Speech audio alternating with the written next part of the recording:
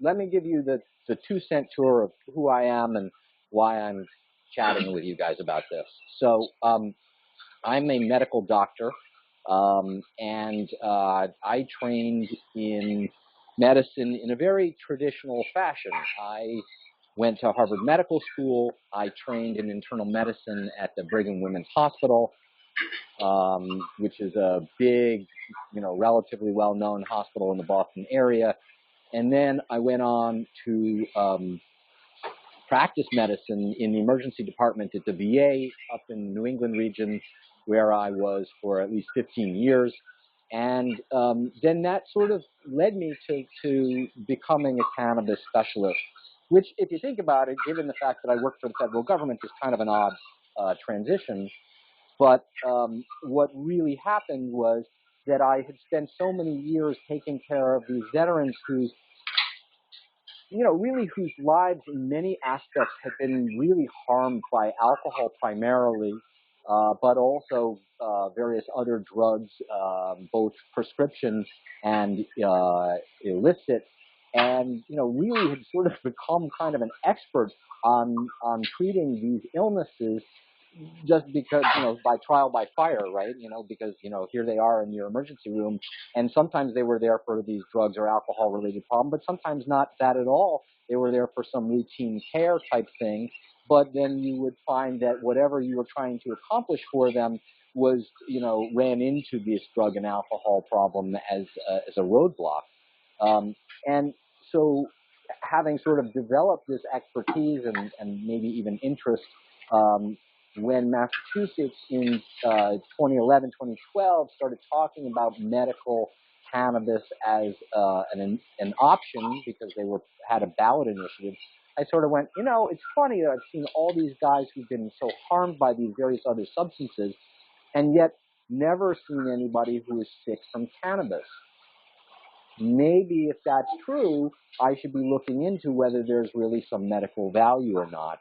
And that really led me to reading the literature and, from a fairly skeptical point of view, coming out the other side of which really understanding that there is quite a bit known about the way cannabis works and what it can do for people. And then, there's this sort of common discussion that you'll see in the news where people will say, we just don't know enough about this, and there's not enough data and all that sort of thing. And frankly, I kind of came to appreciate that kind of remark is more of a political statement than a scientific statement. And I might go so far as to say it's kind of a political dodge. There's no question that we can use more information about cannabis. On the other hand, we are continuing to do research in cardiology, and it doesn't mean that we don't treat people who have heart disease using the best information that we have at the time.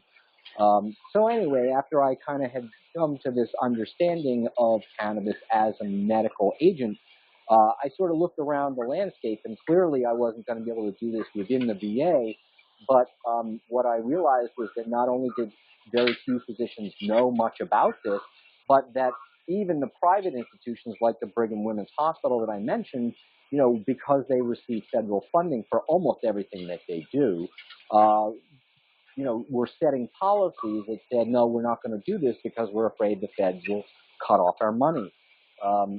So I thought, how am I going to help my patients and also my physician colleagues take care of these patients? And so I said, look, I'm going to start a private practice. I never really set out to be in private practice, but it was a way for me to be outside the system enough that I wasn't being controlled by it in this manner. But also then, because I was connected into these systems, I then started giving talks, much like the one we're doing today, to my colleagues to help them understand that there was value there, and also that I hadn't completely flipped my lid. And gone off the ranch, and that there was actually, we could work together on this. So that's kind of the why and the how I got here. Now we'll see if the slides comply. So, one of the things that we need to understand is a little bit of the historical context, and I imagine that you guys have talked a bit about this. And, this is sort of a little timeline here. I'm used to having a laser pointer so I can point at things, but we'll just muddle on through here. Cannabis has been used for thousands and thousands of years. We have evidence of cannabis use in ancient Egypt, in ancient China, in some of the Eastern European tribes dating back to sort of 5,000 to 6,000 years ago. The uses of cannabis have been varied throughout this period of time. Some of it has been medicinal. Obviously, some of it has been recreational. In temperate climates like Western Europe, frankly, cannabis really never caught on very well, largely because it doesn't grow into what we think of as cannabis in temperate climates. It tends to grow into what we think of as hemp, which doesn't really have much in the way of medicinal value, but has lots of value in terms of sort of economic growth and fibers and building material and other sorts of agricultural products. The fact that cannabis has been used for thousands of years often gets used by cannabis advocates and enthusiasts to say, look, it's been used for thousands of years and we don't have any records of problems and such like that. And I think that, as an erudite group, you guys can look at that and say, well, it's true that we have lots and lots of years of experience, but people didn't think about science and medicine the same way for the vast majority of that period of time. So to say that, this thousands of years worth of experience really equates with science is probably pushing the bounds of reality a little bit. Cannabis did, however, become used medicinally in the West back in the 1830s. There was a gentleman physician whose name was O'Shaughnessy, who was an Irishman in the service of the Royal Army, who was sent to India to observe and to treat the troops, and he became quite an expert on cannabis medicine because in India at that time there were uses which still would sort of probably stretch our imagination for medical, but he brought cannabis and the concept of cannabis as a medicine back to the West, where it had to be grown under special circumstances to get, actually, most of it was then imported from India. But this was really the beginning of our understanding of it from a truly medical point of view. Cannabis was then used throughout the 1800s, both in Europe and then in America for medical purposes. Prior to O'Shaughnessy's introducing this as medicine, frankly speaking, we knew all about hemp. You've probably read about the fact that hemp was grown for rope fiber, and it was considered un-American during the American Revolution not to be growing hemp for the war effort. But that was hemp, and it wasn't used in a medical fashion. We used cannabis as medicine throughout the later part of the 1800s. And a couple of things that really kind of started to change that. One was the invention of the hypodermic needle in the late part of the Civil War brought about the interest in morphine because it's water soluble and could be injected. And though morphine and cannabis sort of coexisted, and then as you can see from the slide, it became illegal in the 1930s, sort of as alcohol prohibition was weaned. There was a large government agency that was tasked with beating up on people for alcohol, and if they were out of a job, they were not going to be happy, so they came up with this idea that we could beat up on people over cannabis, and particularly we could go after Hispanic immigrants, which was a large political issue at that time, and that sort of thing. So it became illegal in 1937 over the objections of the American Medical Association. In 1970, or in the end of 1960, Timothy Leary, whom you've heard of, I'm sure, won a Supreme Court case in which the Marijuana Tax Act, which was the bill from 1937, was overturned. And literally 2 months later, the Nixon administration had already in place the Controlled Substances Act of 1970, which then created the Drug Enforcement Agency to oversee this and also coerce the FDA into banning this stuff. We talked a little bit about how much evidence there really is at this point. You know, if you go to PubMed and you put in cannabis, you will find that there are over 26,000 studies, making it, I think, the most studied substance ever. And just for comparison's sake, it's worth pointing out that alcohol sort of turns out to have about 5,500 studies. So, you know, if you compare those, you can see there's quite an impressive number on cannabis. A 2012 UK study, which really tried to look at the Controlled Substances Act, or the British version thereof, and really go back and use the medical evidence for how we should rank these controlled or potentially harmful substances. And, you know, and the take-home message here, which is not really surprising, is that both alcohol and tobacco have far more serious consequences and far more evidence to support those consequences. Is everybody hearing me okay? Yeah. Excellent. So this is my scary slide. And really what this is not really intended for you to get deep into the biochemical pathways that are drawn out for you there on the left side. At least I assume it's your left side. But really to get into the point that cannabis works for a reason. And the reason is that we have this endocannabinoid system. And it's there, and it's part of us, and it has a job to do, and it is a complex system that involves multiple enzymes and multiple receptors, some of which are cannabinoid specific, that bind with our own internal or endocannabinoids, and they're an important part of cell regulation. And that furthermore, the system itself is interesting because unlike some of the other systems that we knew beforehand, like the dopaminergic system, the serotonergic system, the acetylcholine motor system, those are all kind of primary effector systems, meaning they have a job to do and they're the system that does that job. And we can see the outcome of their efforts when we can move an arm and a leg. But the endocannabinoid system is really what we would call a meta system. It doesn't really do anything like moving arms and legs.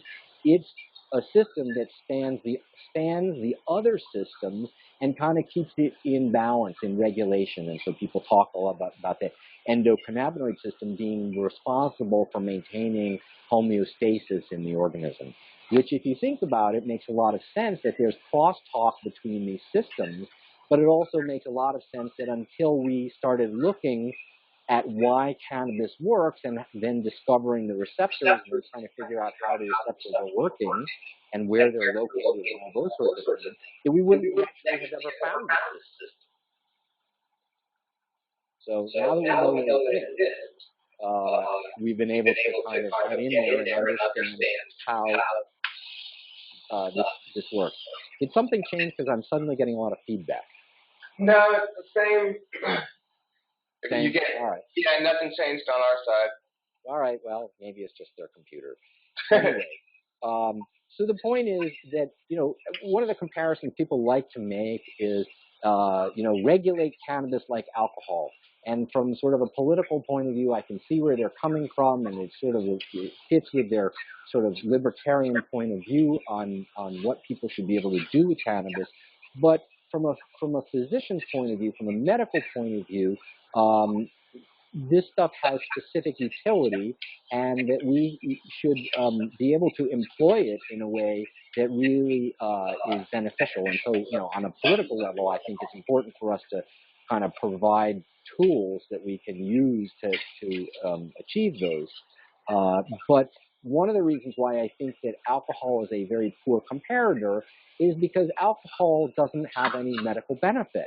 Alcohol, if you think about it, is really a poison, right? it is something that in small doses we find enjoyable, but in larger doses it tends to kill us. And the reason that is because, well, to be blunt about it, alcohol is yeast poop, right? It's a byproduct of their respiration.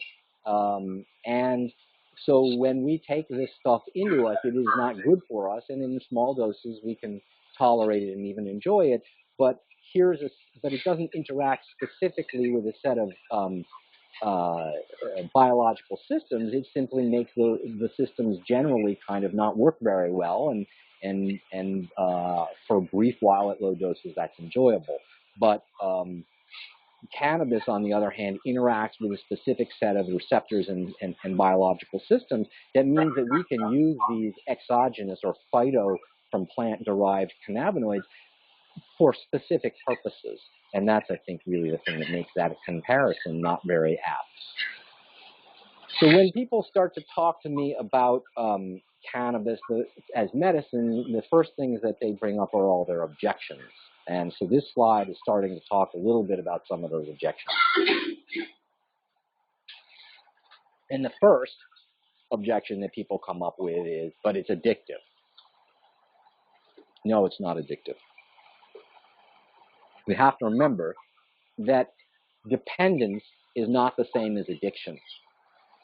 And dependence, for which there is some evidence in, regarding cannabis, is about a biological or physiologic need that develops so that if you withdraw the substance, your body complains to you. Essentially, you have withdrawal symptoms, and we can see that there are many medications that do that sort of thing, and I listed the SSRIs as an example, and then some sort of more far-flung or sort of extreme examples of things like food and air and water. The point being is if we do without any of those sorts of things, that we have a physiologic negative reaction. And yes, we can see that sort of thing in a percentage of people who use cannabis. Addiction, on the other hand, really is a set of maladaptive behaviors that arise around the use of a substance that then have a negative impact upon the quality of the user's life and the people in, the important people in that user's life. And what we see in cannabis is we don't see that. So whereas, we see people who use opiates knocking off liquor stores, we see people who use alcohol beating their spouses, we don't see that sort of maladaptive behaviors around cannabis. The lifetime risk of dependence for cannabis, actually the number that I list here of 9% is out of date. The best understood numbers at the moment are around 7%. And people say, oh, well, that's 7%. But I often say, but that means 93% don't have this problem at all. And if you want to compare this, you want to compare this against a 32% for nicotine, which we all know is the most addictive or dependence-forming. See, I slip into the vernacular too. But 32% for nicotine, which is the most dependence-forming substance we know, 23% for heroin, 17% for cocaine, and 15% for alcohol. So, alcohol is basically twice as habit-forming as cannabis is. The other thing to note about this set of statistics are that it doesn't tell a full story, because when you look at lifetime risk, that's risk over one's full life. And those numbers for all of the substances that are not cannabis are sort of a constant or level risk, meaning if you're 25, your risk of problems with heroin is about 25%, and if you're 45 or 65, it's still about 25%. But cannabis, in fact, turns out to be different, and the risk is primarily front-loaded, which leads us to a lot of the discussion you've heard in the media and in the political arena about trying to keep teenagers and maybe even young adults away from cannabis, because their risk of dependence is closer to 17 or 18%, but that after the age of 25, that risk drops down to 2 or 3%. So that in fact, we may want to set both medical practice and social policy with some eye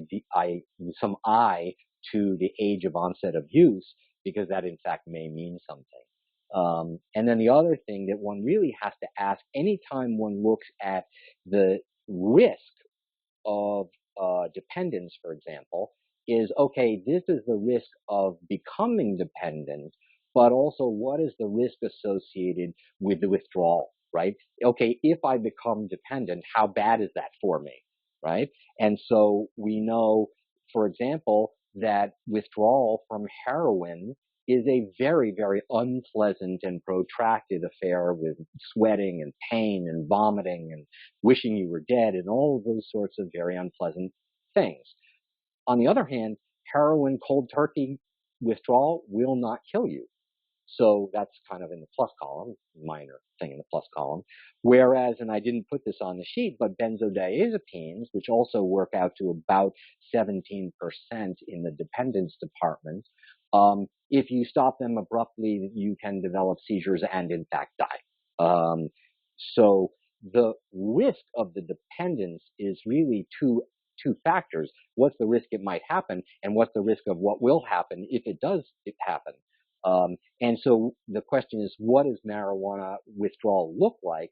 And for the most part, it looks like a fairly minor set of symptoms, usually sort of around 3 to 7 days of irritability, insomnia, sort of just general kind of crankiness.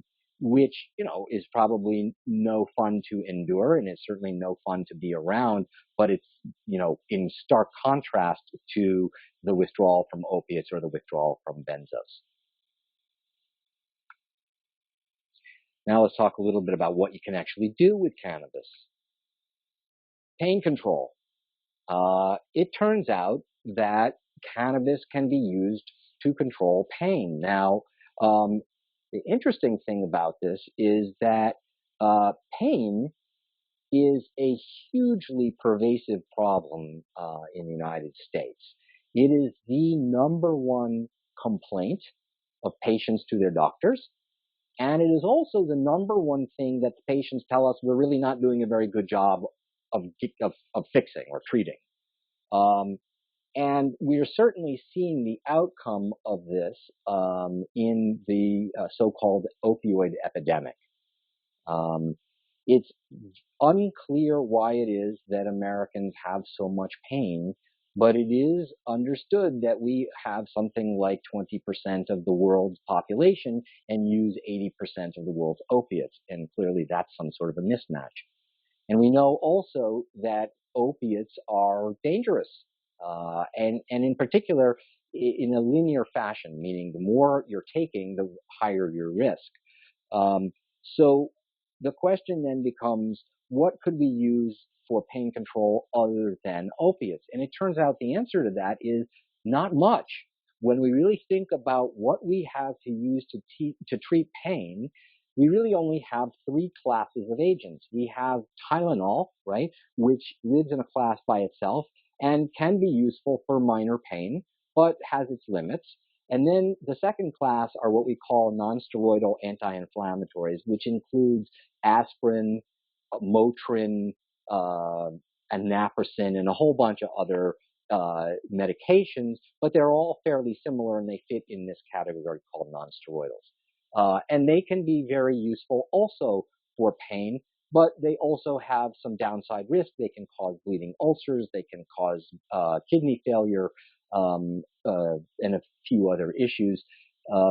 So some people don't get enough relief from either of those two classes, or they get sick from them, or they have some contraindication. And so when you're done thinking about those 2 classes, you're left with the third and last class, which is opiates. So you can understand that you can blow through those first 2 sets of options very quickly and arrive at opiates as, the last choice. So what we really need to address both pain and the opioid crisis are more options that work. So enter cannabis. It turns out that opioids are really not super good pain controllers for chronic pain. So if you need to have an operation, which will cause you acute pain, opioids are a great thing. But if you have chronic pain, which means pain that is defined as ongoing for greater than 3 months, then opioids, they do okay, but they're not great. And then they come with all the baggage of all that risk. When we look at cannabis, it too isn't super great as a pain reliever. Um, it's actually about equal to that of the opiates. But then you sit back and you say, well, look, if I have two things I can treat somebody's pain with, and they're equally efficacious, albeit neither of them are brilliant, but one of them is really dangerous and the other one is really not, well, which one should you pick? And I think that becomes kind of a no-brainer, siding on the side of cannabis. So that's one thing we can address. Depression and anxiety. This is where, things in the lay world kind of get fuzzy, and we've all probably heard about how you can go to or used to be able to go in California pretty much anywhere and find some kind of a quack in the box who would say, you could say, I can't sleep or I have anxiety, and you could get a piece of paper that would let you smoke all the weed you wanted. And I think that that's a very unfortunate circumstance, because it's denigrated the patients, it's denigrated the medicine, and it's denigrated the practice of medicine. But, that is the way that was. But it turns out that we can, in fact, get mileage out of cannabis for both anxiety and depression. And what's also very interesting is that people who typically use cannabis for these things use way too much and way too often. But if we take a very modest dose, and we dose it in the evening so that we're not being intoxicated during the day when we need to do our things, it turns out that this can be very beneficial for both depression and anxiety. And there's some really interesting molecular studies coming out now that are leading to our better understanding why this works, and also the ways in which it turns out that at least unipolar depression may be more related to schizophrenia than to bipolar and manic depression than we previously thought. Um, so let's see, is there more to say on that? The other thing I would say is that while it's reasonably good for anxiety, as an antidepressant, it tends to be fairly weak in its action. So that if a person were to come to me and say, "Yeah, I'm feeling depressed and I've not taken anything," then cannabis might be a reasonable treatment. If they come in and they say, "I'm taking, a starter dose like 25 milligrams of Zoloft," then it might be a reasonable substitute. But really, if they're on any higher levels of these medications, then it's really not a very viable substitute. It's just not potent enough to do what we want. On the other hand, patients often come in and they say, "Look, I'm on, 100 milligrams of Zoloft, and actually my depression is somewhat better, but I've sort of lost the joie de vivre, the joy in my life has gone out. So the lows aren't as low, but the positives aren't as positive, and I kind of feel the word people use is, I feel like a zombie."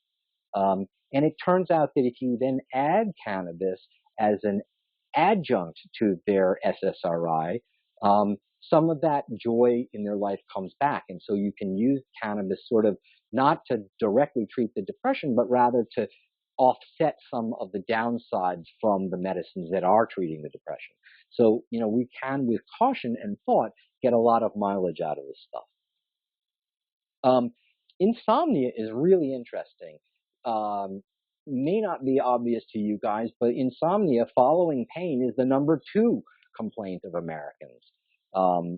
And again, sort of the number 2 complaint that they say, "Doc, your medicines just aren't doing it." And again, it's one of these areas where we don't have a lot of choices. We can give people Benadryl, and sometimes that works. And in elderly people, that has side effects that may complicate things. And we've got benzos, which have obviously the risks that we've kind of talked about. And then we've got Ambien, which, some people like, and other people find that it gives them a terrible hangover. So there are some choices to use, but none of them are perfect. And I would say of all of the diagnoses or symptoms that we are talking about today, insomnia is the thing that cannabis does best of all.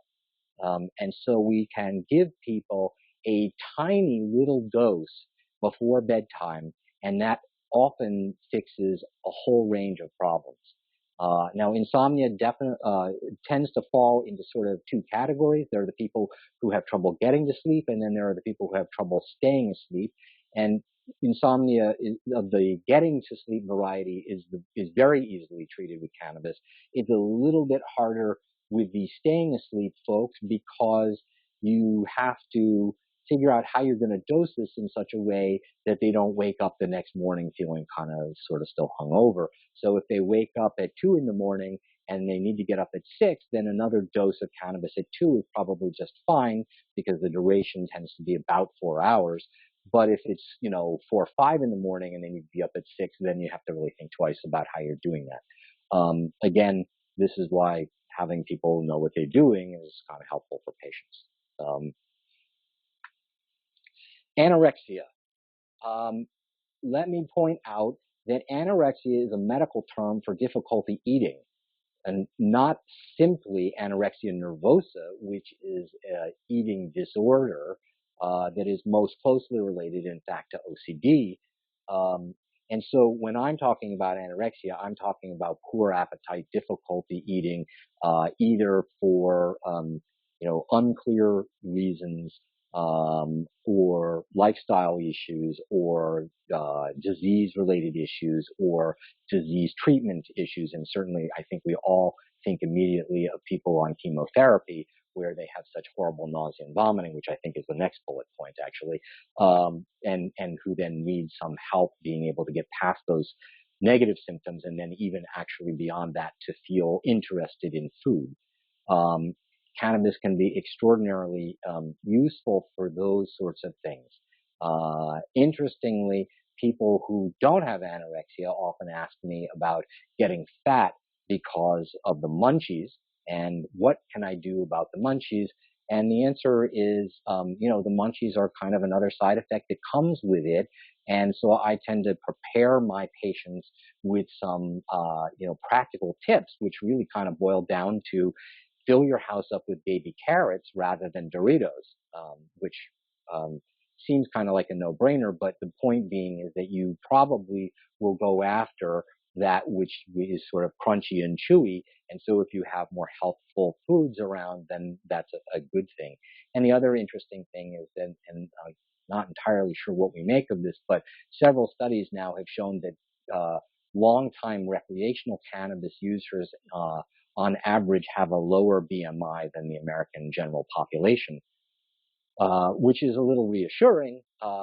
It also then leads to some very odd headlines in the press where people say, cannabis prevents metabolic syndrome. Really?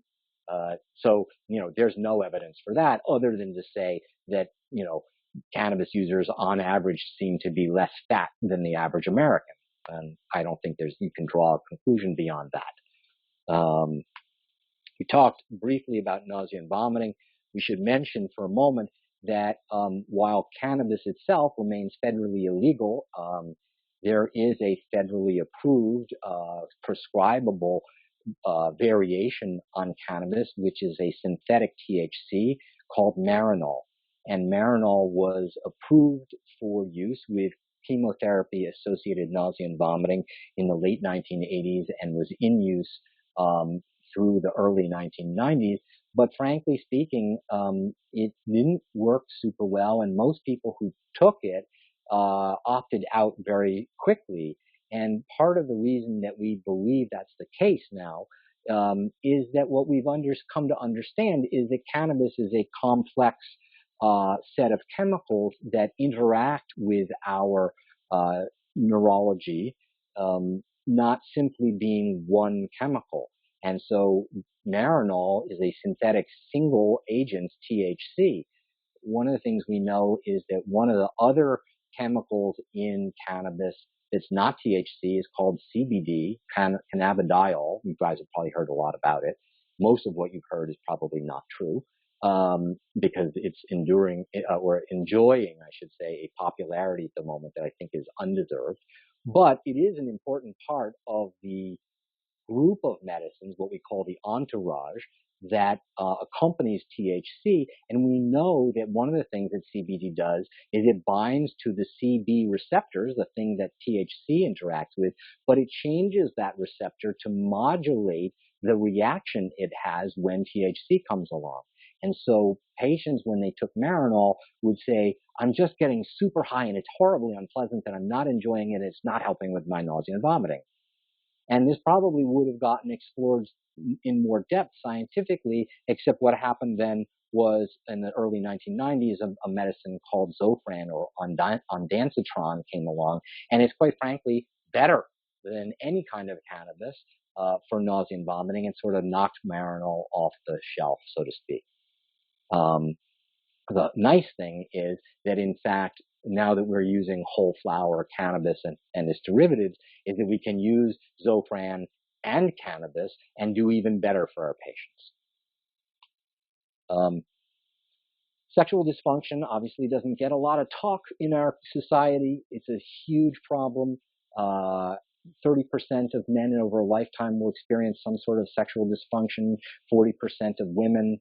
I don't want to get too deep into this subject because it really is its own hour's worth of conversation. But, one of the things we have to understand is that in the current medical armament, we have one medicine that works for one problem, which is erectile dysfunction in men, and it does nothing for any of the other problems that men might experience, and it doesn't do anything at all for women. It turns out, however, that with careful dosing in men, and less importantly so in women, we can in fact use cannabis to address a whole range of sexual issues for the better. And I think I'm going to leave it there. The other way of thinking about this is in terms of disease states. So we know that there are certain neurologic issues from which we can get benefit. Multiple sclerosis is kind of the poster child here, where we have seen both sort of anecdotal as well as good scientific studies showing decrease in spasticity and pain using various cannabis or cannabinoid preparations. There's really growing evidence now for CBD, which I mentioned earlier, in children who have these rare genetic seizure disorders like Lennox-Gastaut and Dravet syndrome. And there's some evidence now that it can be used in a sort of neuroprotective, meaning cannabis, in a neuroprotective fashion for other sorts of degenerative neurologic diseases. Alzheimer's disease is sort of one of the many in that category. And Parkinson's would be sort of another. I think that all of that data is extraordinarily preliminary and may in fact turn out to be a little bit of wishful thinking, but remains to be seen. Autoimmune diseases, we've seen some fairly convincing evidence in Crohn's disease for down modulation of the underlying autoimmune process. We're starting to see some evidence that this also applies in other inflammatory bowel disease like ulcerative colitis, and also in non-bowel related autoimmune disease, being like rheumatoid arthritis as an example. Now, again, you have to kind of step back and divide this into, like, are we treating pain, which is legitimate, but are we also actually doing something that modifies the underlying disease, meaning the inflammatory and the destructive processes that are either going on in these folks' bowel or in their joints? And, I think it's fairly clear, again, that we can modify the pain. Whether we're really modifying the underlying autoimmune disease, I think, is still up in the air. But there are a number of studies at this point that actually make it look like, make it there's fair amount of positive evidence that we can actually start to modify those diseases themselves. And just as an aside, some of the best evidence in Crohn's disease for the anti-inflammatory component of cannabis turns out not to be THC, and it turns out not to be CBD. It turns out to be THCA, which is THC acid, which is the non-psychoactive precursor of THC, which we don't hear a ton about, at least in the lay world, largely because it doesn't get you high, and that's part of the discussion, but also because whenever you cook or burn or vaporize cannabis, that decarboxylates the THCA into THC. So we have most experience with the THC because it's what we get if we're not going out of our way to make sure that we extract the THCA without applying heat. So we're just sort of starting to get around to doing studies with some of these more carefully prepared cannabinoid components. And I think that the entirety of pharmaceutical investigation is going to be changed as we come to understand cannabis and all of its components, both because there are so many ways in which they interact with our body, but also because the way they interact is dependent upon the other chemicals or some subset of the other chemicals that are in cannabis, that entourage. And we're very used to in a pharmaceutical model that looks for one chemical. And if we can then start to wrap our head around medicines that are comprised of multiple chemicals, how many medicines make me discover that we didn't even know to look for because we were so focused on looking for one agent? So leaving cannabis aside as the source of medicinal agents, I think that if we can simply understand cannabis, we're going to discover things unrelated to cannabis that we would just kind of run right by in our current way of doing the investigations. People are very eager to treat their cancer with cannabis. I have patients come to me every week, multiple, with this as their goal.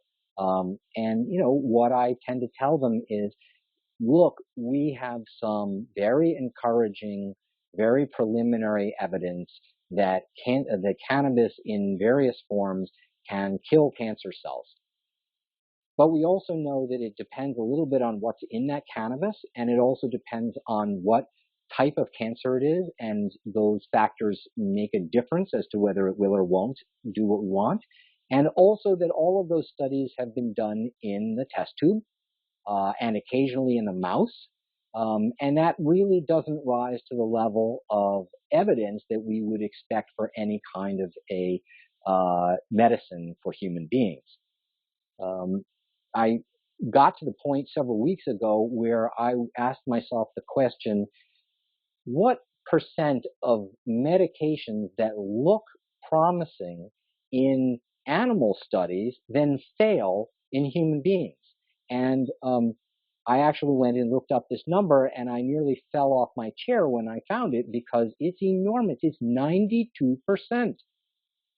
Let me repeat that. 92% of all the medicines that look good in mice don't work or kill people in human beings. So all of that evidence that it kills cancer in test tubes and in mice, I don't know what it means. When my patients ask me, will I help them with this? What I say is, as long as you understand how little evidence there is for this at the moment, and are willing to continue your conventional proven therapy, as long as your oncologists are willing to keep going with you, then because cannabis is so non-toxic, I'm willing to take this journey with you, but it has to be under those circumstances and with that understanding and agreement. And generally speaking, that works pretty well, and my patients have been doing pretty well overall. I have had an occasional patient come in and say, no, I want to use cannabis instead. And I think the most sort of notable one is I had a 42-year-old woman who had papillary carcinoma of the thyroid, which is an entirely curable, not just treatable, curable disease, what you need is to remove the thyroid. It's a surgical procedure, but once it's done, you're done. So this was a 42-year-old woman with 2 children under the age of 5 who had an entirely curable cancer who wanted not to do the surgery, but just to use cannabis. And believe me, I told her I thought that was not a good idea and I wouldn't participate. And I strongly urged her to go back to her surgeon. And I unfortunately never heard from her again. So I hope that's because she went off to the surgeon and got fixed, but I don't know the answer to that. And that's not there. You guys have probably heard an awful lot about strains and CBD. And what I think is that at the moment, we don't have enough evidence to substantiate the claims that strains are important. And let me clarify that. I think that anybody who's used cannabis in any fashion will describe that different types of cannabis provoke slightly different sets of reactions or feelings. And some of them may be more pleasant than others. And so people certainly can experiment with different strains and find ones that they prefer over other ones that they don't prefer. But the word prefer or preference, I think, is exactly the operative word there. And it really becomes a question of, whether you like pizza with or without pepperoni. But it doesn't really change the outcome, which is that if you eat the pizza, you get fed. And so my observation, and the literature at this point mostly supports this, is that the differences between these strains may lead to preference, but not to a significant medical outcome difference. Now, what I just said is a little bit at odds with some of the data that I mentioned about the anti-cancer properties, because we know in those cases, some of these strains are more effective for some cancers than others. And so I think ultimately we're going to understand this better on the level of which chemicals are doing what and which ones are really necessary and which ones are just sort of along for the ride, but we're not there yet. And so in some ways, what we have to do is work with what we have while exploring further. And one of the things that I see as an unfortunate consequence of this strain game is it has become kind of a marketing tool for the dispensaries to sell more cannabis to otherwise sort of unsuspecting patients. And that, to me, is a big problem. CBD, which, as we mentioned, is a second cannabinoid that comes with cannabis. It's been purified, and it's been used now to try to treat basically anything and everything. Its major selling point is that it's non-psychoactive, which for some patients is an issue, but mostly for politicians that is an issue, because there is inherently something wrong in our national psyche about having a medicine that causes intoxication, which is, of course, odd because many of our medications cause various kinds of intoxications, and usually they're negative, whereas this one tends to be, by and large, more positively experienced. But nonetheless, the point about CBD is that where we have found it to be useful is, again, in treating those seizures of the very rare children who have uncontrollable seizure disorders. But it's worth noting that those children's seizure disorders do not really give us reasonable evidence to generalize to other children with unexplained or non-genetically related seizure disorders, and certainly an enormous leap to say that it should be used to treat adults with, unexplained seizure disorder. But that, of course, is what people are claiming at this time. And it's also interesting to note that the use of CBD in those children with the rare genetic disorders tends to work for only about 6 months. And after that, its effects tend to wear off unless you add a little bit of THC into that brew, and then it starts to work again and continue to work. So there's clearly, again, evidence for the interaction between these chemicals. People talk on the adult front about CBD being useful for anxiety and even for pain control. And these are all based on animal studies, and we know what those are worth. But the other thing that's worth noting about them is that the animal studies use doses of CBD that are 10 times what any human can afford, number one, or are using while they're running around saying that CBD rather has changed their lives. So the inference that I draw is that CBD is a very expensive and popular placebo at the doses that we're using. And I can also tell you from personal experience that CBD at these higher doses, where we would expect it to actually be efficacious, is actually fairly unpleasant in and of itself, just not in the same kind of reaction as you would get from THC. There is a lot of discussion about using the ratios of THC to CBD to reduce the intoxication caused by THC. And the most recent set of studies actually confirm that this is not really true. And that, a 1-to-1 THC to CBD mixture will get you just as high as a, plain old ordinary THC preparation. On the other hand, maybe it is that people feel less high because they actually take less THC because they're getting less per puff or hit, to use the vernacular, and they're used to taking 4 puffs of high THC strain. Now they're taking something that's half THC and half CBD, so then they're getting half as much THC. I don't know the answer to that. That's just conjecture. But the point being is that what we do know is that by bumping up the CBD, we are not actually undoing the THC side effects. This is a little bit about, this slide isn't super relevant for your class, but I would just kind of get to the point that I want to make overall, which is that certification or getting your card, man, isn't really the goal. It may have been the goal in California when people were going to the Quack in the Box and getting their paper, et cetera.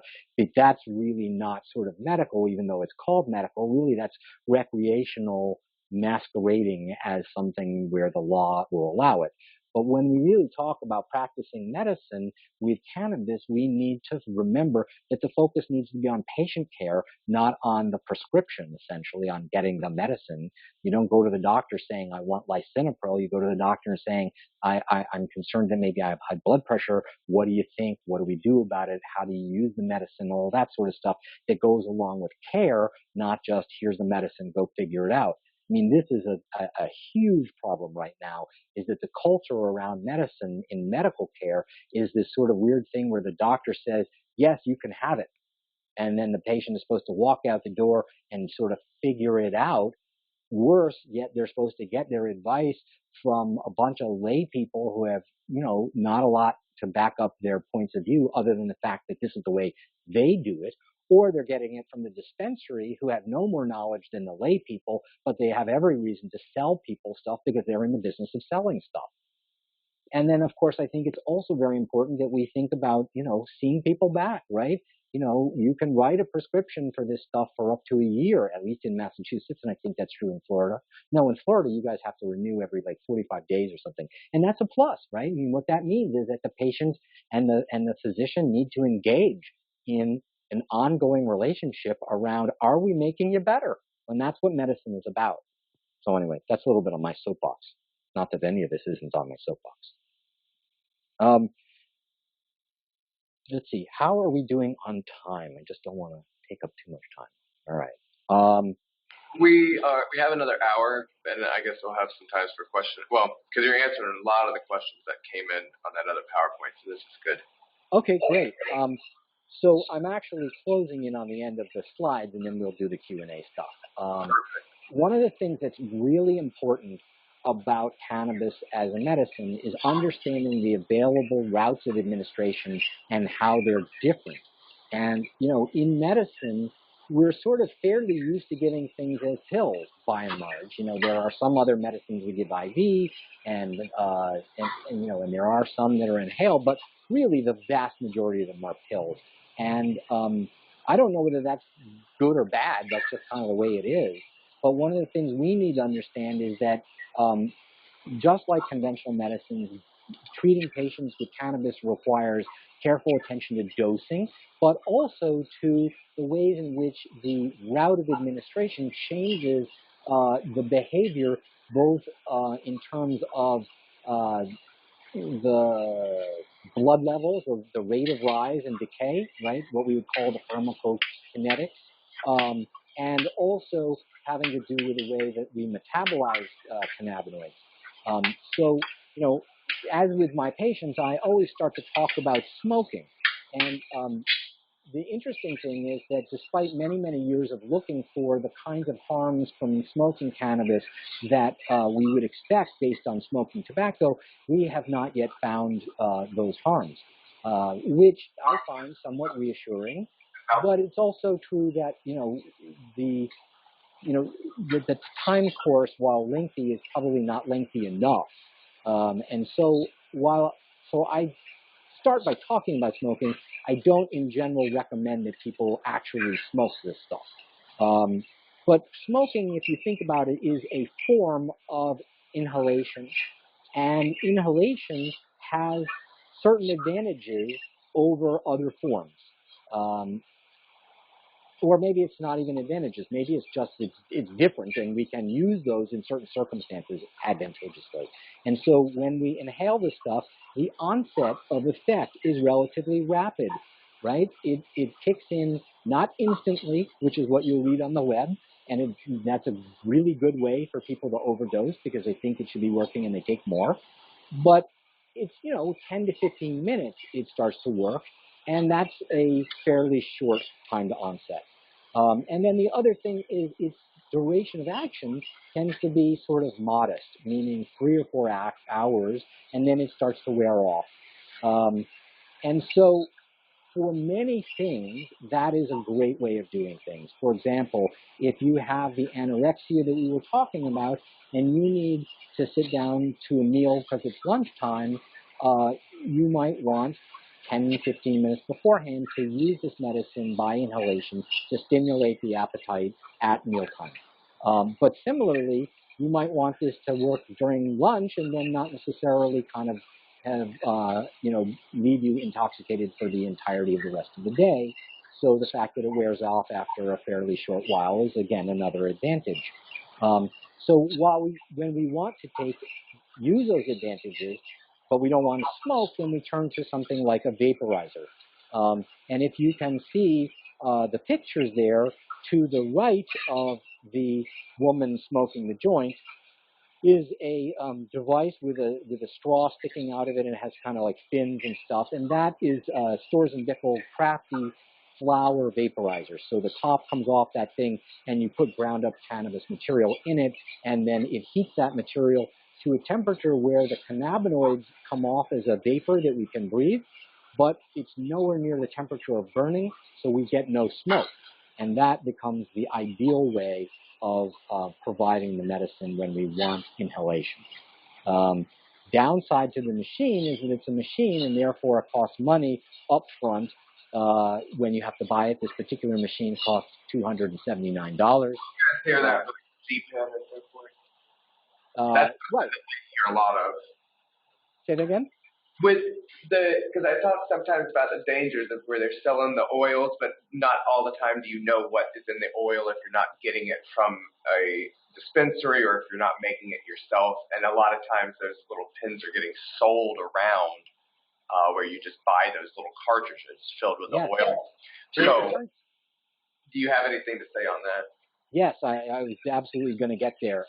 So you are absolutely correct that when oils are made, and first of all, I really hate the word oil because it really isn't actually an oil, and it gets used both for the inhalable forms and the edible forms.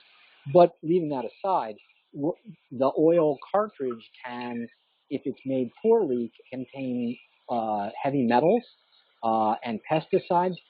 which could be in the cannabis too. But the point is you're using a large amount of cannabis and concentrating it down into this form, which means that you are concentrating these impurities as well. But it also turns out that even if you get oils from a reputable and well-intentioned source like the dispensaries, they're still dangerous. And the reason for that is that the cannabis concentrates are too solid to be put into the pen cartridge. So they need to be diluted in something. And the typical thing that people used to use was propylene glycol or polyethylene glycol, which are both used in common foodstuffs, but they're not heated at the time that they're used. When you heat those chemicals, they convert into formaldehyde, which, as we know, is not very good for you. And so the next thing that people are doing is they've stopped using PG and PEG, and they're using terpenes, which are the sort of aromatherapy type chemicals that come from cannabis. And the issue there is twofold. One is we're using them, when you use them to dilute the cannabis, at much higher concentrations than they exist in cannabis. And since we think that they're potentially biologically active chemicals, we don't really have any data to say that that's safe. The other thing is that when you overheat those terpenes, they can convert into carcinogens called acrolein and metaacrolein. And these pens are not sophisticated enough to hit and maintain a specific temperature. So the flower vaporizer above, you set that to a temperature, typically 350 degrees Fahrenheit, and it has a microprocessor in there that monitors that temperature, so it gets to 350 and it stays there. Whereas the pens are basically just a coil, a battery, and a switch, so that the more you puff on them, the hotter they get, and we have really no idea and no control over what their maximum temperature is, but it's a fair bet to guess that it gets to the point where we're starting to convert these terpenes into bad things. So I don't recommend these pens at all. And in Florida, where you guys at the moment are not allowed to use ground flower, I think that presents a number of problems. The other thing that people use is medium-chain triglyceride oil as a diluent, and we know that inhaling MCT oil can be harmful to your lungs as well. So there really haven't been a ton of great options for making these oil-type pens work safely, which is why I point my patients back to plain old flower in a flower vaporizer, which frankly I admit is not as easy to use and it's not as sexy and discreet. But if we're thinking about this stuff from the point of view of using it medically as opposed to recreationally, I find that the sexy factor is just sort of less compelling. Let's see. Then we can go on to talking about cannabis that's taken orally. And this is one of those areas where, you know, in the lay world, people start talking about, well, if you don't want to smoke it, you can eat it, and this stuff and the other. And that really is a misunderstanding of the way this behaves, at least from a medical point of view, because it behaves radically different when you eat it than when you inhale it. When you take it orally, it takes a long time to kick in. And worse than that, it's variable and unpredictable about when it will kick in. So that maybe one day it starts to work after an hour, but the next day with the same patient and the same preparation of medicine, it's 2 hours. So you really don't know what it's going to be, and you don't know when it's going to work, and you can't seem to predict it. It doesn't seem to be about hydration. It doesn't seem to be about what you've eaten that day. It's just, we don't know yet. And maybe we will figure that out. I imagine we will, but we haven't gotten there yet. And so for certain circumstances, that level of unpredictability is okay, but not for others. So if you have the onset of a migraine-type headache, taking an edible, which is going to work 2 or 3 hours later, is probably just not the right idea. Whereas taking a couple of puffs on a flower vaporizer is going to work when you need it. The other side of the edible equation is that once it starts to work, it works for much longer, more like 8 to 12 hours, as opposed to the inhaled stuff being more like 3 or 4 hours. So we can use the oral stuff as sort of a long-acting form of the medicine. And for certain pain control-oriented situations, that's exactly the right idea. So if somebody comes to me and they have episodic pain, doesn't hurt except when it hurts, right? Then that person is unlikely to be benefited much by these oral things like we just mentioned with a migraine. They're going to do better with that inhaled stuff. On the other hand, if you have somebody who comes in and says, Doc, I'm in pain 24/7, I'm, ready to knock myself off, I can't get comfortable, it's all the time, what I think is, look, if that person is so uncomfortable that being comfortable but buzzed, meaning intoxicated, all the time is better than the way they are now, then an edible makes a lot of sense, because then you're not taking it episodically, you're taking it by the clock, which overcomes the issue of delayed onset and takes advantage of the benefit of the prolonged duration.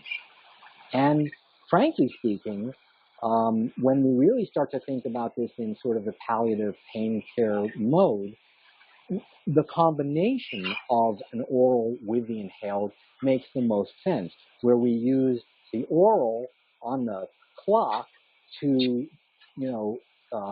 develop some baseline pain control, but then certain times, certain activities or whatever, that pain may escape, right, break through, at which point then you would take an extra dose using the inhaler or the vaporizer. And that is a rubric that works really very well. Briefly, I want to mention tinctures and topicals. Tinctures are a liquid form of cannabis extract, and the current mythology is that you put this stuff under your tongue and hold it there, and somehow it will be absorbed through your mouth into your bloodstream. And I would point out that mouths are made for chewing food and swallowing food, and not for absorbing food. And so there's really not very good reason to think that it would be absorbed this way. And now we have data that shows that the absorption of cannabinoids through the mouth is trivial, basically non-existent. So what happens is people put this in their mouth, they expect a certain reaction, they get that reaction, which is not because of absorbing cannabinoids, but because of what we call the placebo effect, right? You expect it, you feel it. Then they swallow this stuff, and then it gets absorbed just like it was an edible, or actually not as well, because it's not, tinctures and oils are not absorbed as well as edibles are. But the point being is that whole rubric is flawed, and I tend not to use them because of that. And then topicals sound like such a lovely idea. It's, Doc, my knee hurts. Can I rub this stuff on my knee and feel better? And so the answer to that is interesting. Yes, you can rub it on your knee and maybe you'll feel better, but it isn't because of the cannabinoids. So we have really good evidence at this point that cannabis doesn't go through your skin, which is true for most medications, which is why we don't deliver most medications through the skin. Yes, we can use fancy pharmaceutical type tricks to make it go through the skin, but those often come at the cost of developing rashes and such, or hypersensitivities, that one might ask, why bother? If there have been some really good studies on the placebo effect that show that you can give somebody any kind of goop that has nothing in it, and if they rub it on their sore knee, they're going to get some benefit. And that's a plus on some level, but again, it doesn't have anything to do with cannabis. And that little white tub of cream that's in the photograph there in the dispensary would cost $80, whereas if that were some over-the-counter just plain old skin moisturizer, it would be $5. So when we think about what's the value or how much we want to get into the business of employing the placebo effect, we have to really think about our patients' wallets a little bit on their behalf, because frankly this stuff is just incredibly expensive, and God knows most folks have other things that they need to spend their money on. Dosing, we've talked about this a lot. Dosing is really crucial, right? As you can see in that graph, right, as you add a dose of something, you get to a point where you're getting the sweet spot, which is maximal benefit before you go over the edge of that curve and you start to get just more side effects. And this isn't true just of cannabis. This is true of all medications. It's why medications come in doses. And that we use doses sort of from a starting range to a maximal range, because we know that going beyond the maximal range, we're not going to get better benefit. We're just going to start to see side effects and harms. So that the same is true with cannabis.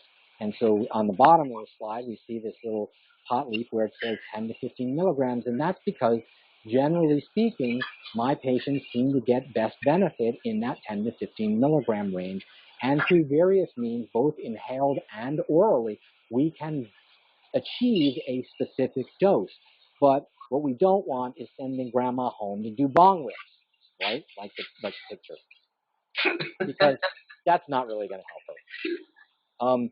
And I will tell you that I have had patients who, for whatever reason, didn't listen to me, and they went to the dispensary and got told a whole bunch of hooey, that then they go home and they do it the way they got told, and then they call me the next day and say, oh my God, doctor, I feel so sick, what happened? And then I talk to them and I figure out that they didn't dose 10 to 15 milligrams, they dosed 85 to 100 milligrams. They didn't know any better because they were misled by somebody who wasn't really thinking about them properly or not thinking about their best interests properly. In fact, just over the weekend, I had a patient email me, actually on the plane down here, saying that he had started his anti-cancer treatment and that he had gotten so overwhelmed and sick that he had felt the need to call an ambulance, and he was taken to the hospital and he was kept overnight, where, you know, obviously all they did for him was watch him, because there isn't anything more that you need to do. But when I asked him, well, what happened? How much did you take? Well, it turned out, you know, I said, look, this is the target dose we're going for. I want you to start way down here at this little beginning dose. And we're going to work our way up to the target dose over many weeks. And he did start below the target dose, but he started at about 30% as opposed to 10%.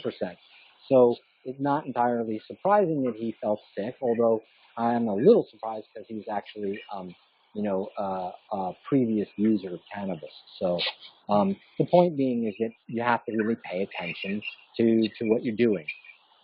This is my summary slide. So prohibition we talked about was largely a political and financial consideration. We now have great safety data. We have more safety data on cannabis than on any other medication that is federally approved and regulated.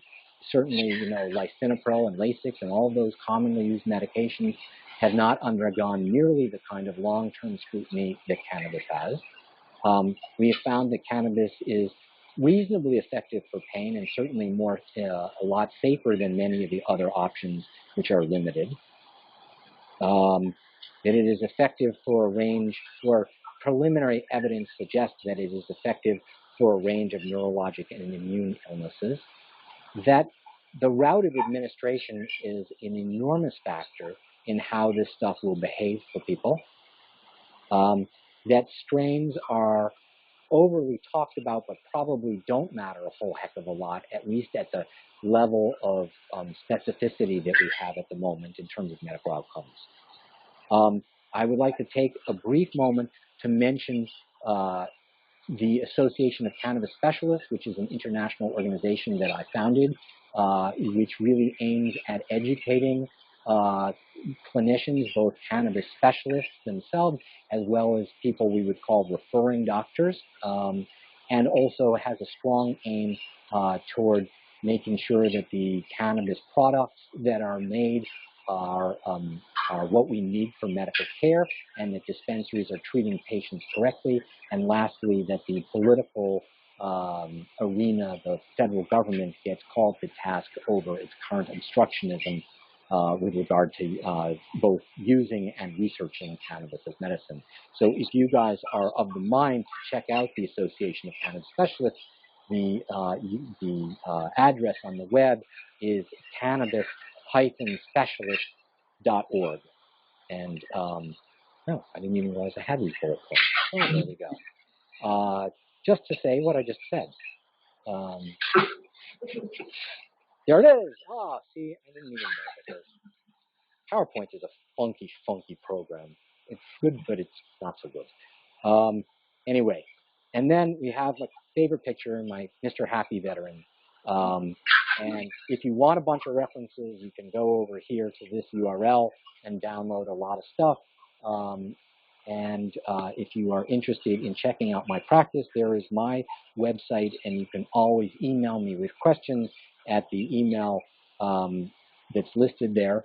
And that's, I think, pretty much the end of what I had prepared to talk to you guys about. So now, let me take a sip here, and you guys can fire away. Wow, you guys, that is a lot. All right. You guys overwhelmed yet with that information on cannabis? So a lot of the questions were answered. I mean, the ones that, so basically, like I told you, I had copied and pasted the questions that you guys had posted, sent them to him, so he had this already prepared for us, and then integrating that with the questions that you guys had. So I think one that I had not heard was like the mangoes, and that goes, he mentioned about like terpenes and so forth, so awesome about that. But questions, specific curiosities. I see one over here. Yes, ma'am. Do you think that legalization of cannabis for recreational use will have a negative effect on the growth and improvement of the medical cannabis industry? Are you able to hear us? Yes, it's quiet, but I think I got it. Let me repeat the question, and then you can tell me if I got it right. She asked, do I think that the legalization for recreational use will have a negative effect on medical advances in cannabis? That's right. I think the answer to that is yes, and it's something that I and the Association of Cannabis Specialists are very keen to prevent. Not to prevent legalization for recreational use, but to do it in a thoughtful manner such that patients and recreational users, who are really, if we think about it, kind of different groups of folk, can have access to what they need or want. Right now, the unfortunate thing that's going on sort of politically is that there are a number of groups out there that I would call cannabis political activist groups, and their modus operandi is to go into a state and create a campaign around, usually a ballot initiative, to get medical cannabis approved. And they always write the bills in a way that actually looks fairly different from Florida, where the limits on the amount of cannabis are enormous, and the control aspects that physicians have are extraordinarily limited.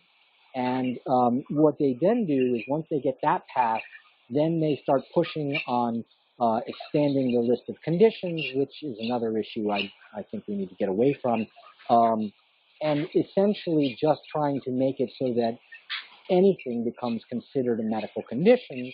So what that does is it strengthens the dispensary industry because it provides more and more customers. And then the next step is they go back with a recreational ballot initiative and say to the public, look, the sky didn't fall with all these people out there using it medically, so let's just legalize it recreationally. And then if that passes, you end up with something that may look like Washington State, where they essentially said, well, now that we've legalized it for everyone, let's just forget about the whole medical thing, and everyone's kind of a recreational user. And that's problematic because it stands in the way of getting proper dosing and more research, and it also emboldens or empowers the dispensaries, whose job it is really just to sell this stuff, to sell it to people who are patients and therefore are sort of a different class of folk. They're folk who are looking for a specific outcome. They have real illness. They have lists of medications that they may be on that the dispensary not only doesn't know about, but doesn't really have any training to understand, even if they did know about it. And so one of the things that I've really come to understand is that I think that most Americans think that prescriptions are written by doctors to control them, the patient. I'm going to write out a prescription for 90 days worth of this medicine, and you need to take one pill every day because that's what I told you to do. And there is some truth to the idea that it is a means by which the physician communicates how this medicine should be best taken. But we also all know that 64% of people take their medicines in some manner other than what the doctor actually intended. That was an eye-opening study from about 2-3 years ago. But the point I actually have really come to understand is that the prescription is far less about controlling the person, the patient, and far more about controlling the seller of the medication. When you go to a pharmacy with a prescription, they sell you that medicine, but there's no wink, wink, nudge, nudge, would you like a side of Percocet with that, right? Because they're legally constrained not to do that. And the dispensaries are not. So if I send my patient to the dispensary to buy, say, 1/8 of an ounce of cannabis flower to use with a vaporizer, the dispensaries are empowered to and do start talking the patient up about, oh, you should buy some CBD. Why don't you get a chocolate bar? Here's some quiche, which is a concentrate. Oh, don't you want to get a vape pen? You know, and so I may be sending the patient in to get a very specific, small, low-cost amount of something, and by the time they're done at the dispensary, they walk out with $250 worth of stuff that's either junk to them or worse yet is going to make them sick. And so getting into a situation where actually Florida is better in that there is a specific order written to which the dispensary is beholden, that's something that has, that Florida has done really well and really uniquely compared with the rest of the country. Most of the rest of the country is really much more of a free-for-all for those dispensaries, and that's not a good thing. So we're working on changing that, and we need to change it at the federal level. But that's, part and parcel of a much larger fight. Beyond what's happening with the president and AG, the other question becomes, how do we legalize it? And this really gets me back to that Trojan horse mentality that I was talking about a while back, is that if we get to full recreational legalization by the means that these groups want to put forward, then what they want to do is treat it like alcohol. So they want to take it away from the DEA and away from the FDA and essentially make it like alcohol, which would be under ATF. And I think it's a little weird to take something that is illegal away from one group of cops and give it to another group of cops. But their idea is essentially we get a national unified policy, which is essentially whatever you want to do as long as you pay your taxes, that's okay.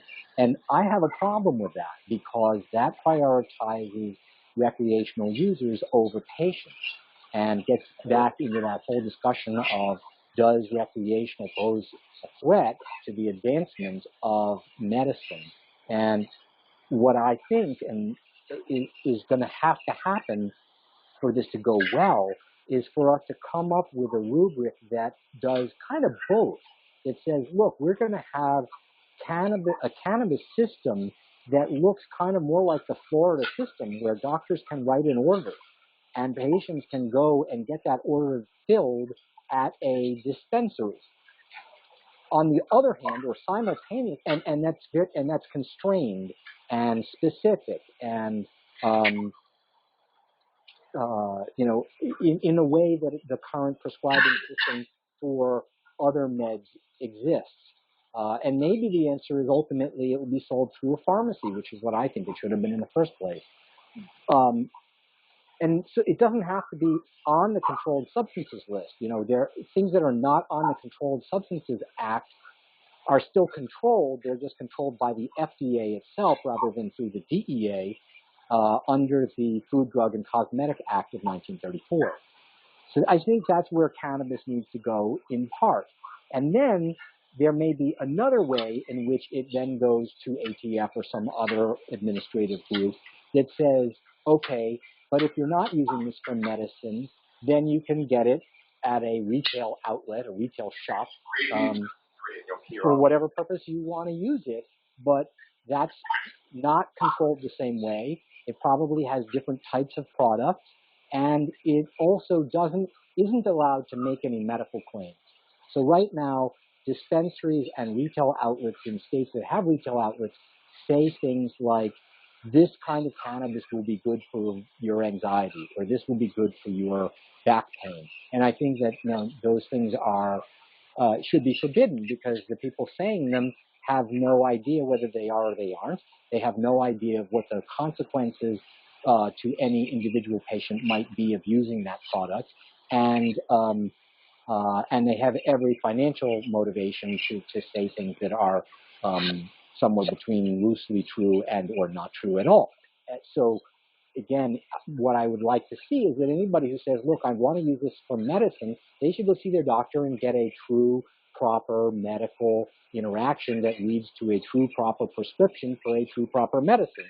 And then if you want to get stoned, you can go down to the corner and get yourself a spleef and have at it, but the intentions there are different. And I think in large measure, the populations of people who would be in one of those systems or the other are mostly non-overlapping groups of folks. I think one of the most important things it's all important, but there's one conversation we had regarding how the actual getting high, how that in the reality is a side effect, not an intended outcome or a desired, like, I'm going to smoke because I want to get blitzed.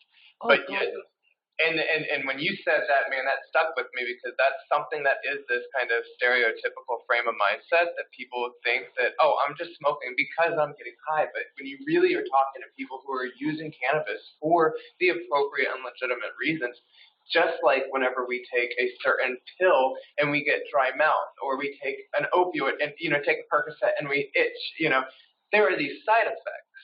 I'm not taking a Percocet because I want to itch. I'm not taking my Ritalin because I want to have dry mouth. And so that's that kind of this mindset that hearing it from a physician and having a legitimate conversation about this type of stuff, while we're not, under an oak tree, that's the difference of. And so when you speak to that a little bit of just, because that, I think, wrapping up to letting them hear that from a legitimate point of view, to me, I know that was powerful. And then even working with my own clients to have to break through that, I don't want to be high. Well, that's a side effect, not the desired outcome. The reality is that the ingredients that are going to do the benefit do cause intoxication. And so therefore, it's not the intended effect, it's a side effect. And we have to manage that side effect like we would manage the side effects from any other conventional medication. But it is very much fundamentally a different point of view of what the intention is and why there's a need. And, in some ways, patients come to me and they say, Doc, I just want to feel like me again. My life is being taken over by the pain or the, fill in the blank there. And we're just trying to get them back to sort of normal for them. They're not trying to get high.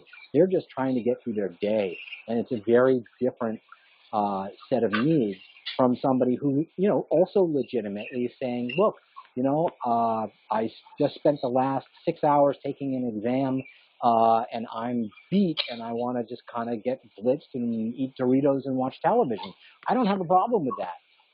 But it's a different need or desire, and and so when we're thinking about medicine, we really have to think about what it is that we're treating. And if, by the way, there's a side effect of some intoxication, then we have to acknowledge that and manage it and not be so afraid of it also that we then discount or block the use of an otherwise helpful medicinal agent.